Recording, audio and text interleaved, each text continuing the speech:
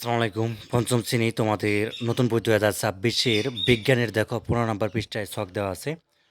তো এই ছকগুলো হচ্ছে আজকে পূরণ করবো, ঠিক আছে? তো এখানে আমাদেরকে কী বলছে খুব ভালোভাবে খেয়াল করবা। তো এখানটায় আমাদেরকে বলছে যে আমরা উদ্ভিদ ও পানি কীভাবে একে অপরের উপর নির্ভরশীল তা জেনেছি। এখন আমরা হচ্ছে উদ্ভিদ ও পানির উপর মানুষের নির্ভরশীলতা সম্পর্কে জানবো, ঠিক আছে? তো উদ্ভিদ ও পানি ও মানুষের কীভাবে পরস্পর নির্ভরশীল।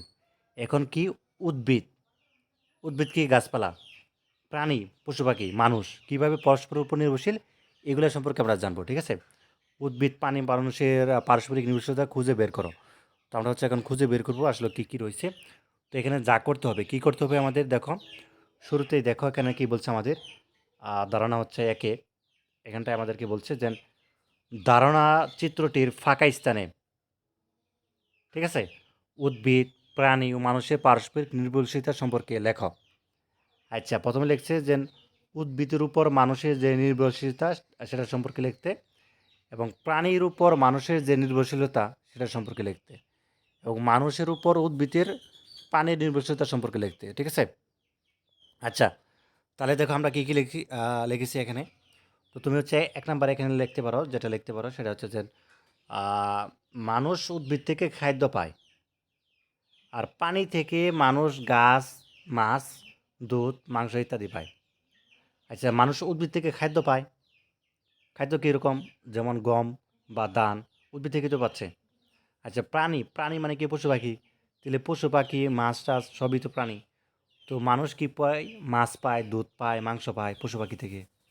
আচ্ছা, প্রাণী মানুষকে খাদ্য ও আশ্রয়ের জন্য নির্ভর করে, ঠিক আছে? আচ্ছা, সেকেন্ড দেখো, উদ্ভিদ অক্সিজেন দেয় যা মানুষ গ্রহণ করে, তার মানে উদ্ভিদ কিন্তু মানুষের উপকার করতেছে।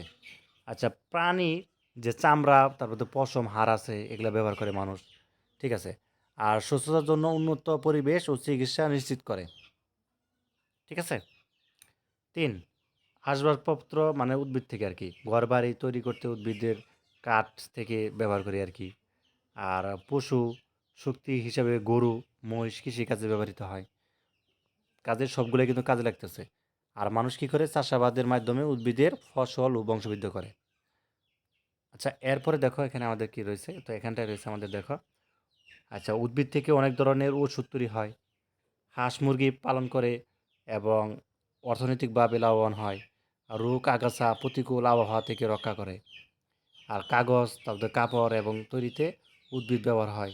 মৌমাছি থেকে মধু পাওয়া যায়। আর বনায়নের মাধ্যমে বংশবৃদ্ধি উদ্ভিদ প্রজাতির টিকে থাকা নিশ্চিত করে। আচ্ছা, যা হোক, তাহলে মোটামুটি এই ছিল।